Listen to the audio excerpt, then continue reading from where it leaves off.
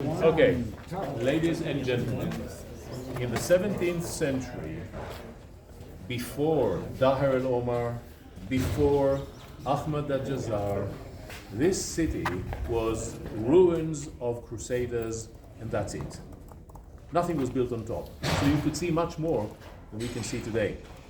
And in the 16th century, in the middle of the 16th century, a Dutch traveler, his name is not what's written here or here, because this is mispronunciation. Cornelius. It's Cornelius, which is fine. Cornelius Le Brun. Le Brun. Not Le Brun, not Le Brun. Le Brun. Because it's a Dutch name. Any people from Holland here? No, unfortunately not. Thanks to Right. So he's not French, he's Dutch. So in his book about the Holy Land, he gives us a picture, a drawing that he made when he visited this specific location, and you can see a flight of steps on arches. And the staircase is on top. In a moment we'll move a bit, and you will be able to see the staircase. He was standing over there. Taking pictures of this courtyard, which was still mostly clean. All right, so he could see much more than we see today in the courtyard. And in addition, what he saw was this 1, 2, 3, 4, maybe 5-story building on top of this section. We are here. This section is there. That's why you need big columns. That's why you need the big columns. Because the entire headquarters, 5-story high, of the Hospitallers was on top of this building. Today there's nothing, just the prison. It's up there. But in the Crusader era, it was totally different. Okay, so he actually came down through the staircase. He went down from here and went down into the courtyard, and he stood here as we do today. How do I know that?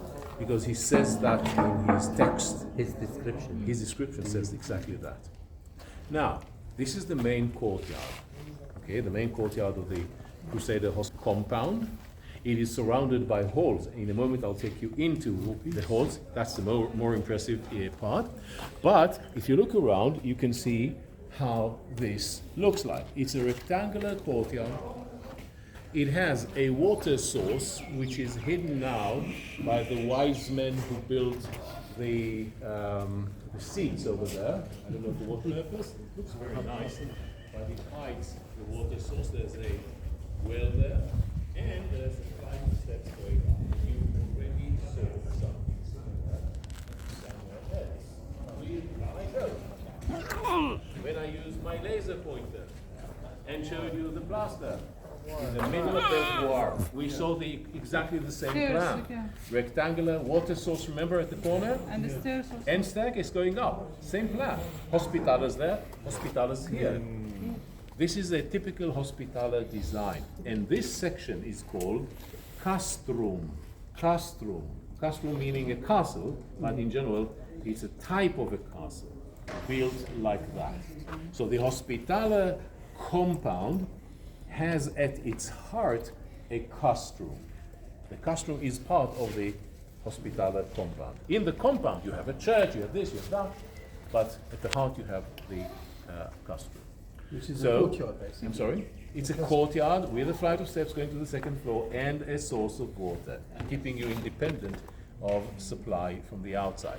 But, ladies and gentlemen, now that you are all fed and you drank and you're fine, you need to go to the toilets, I'm sure. Yes. You won't go to the real toilets. I'll take you to an 800-year-old toilet, which is as good as the one outside, only it doesn't work anymore. So at the end, once we're out, I'll give you some time. But meanwhile,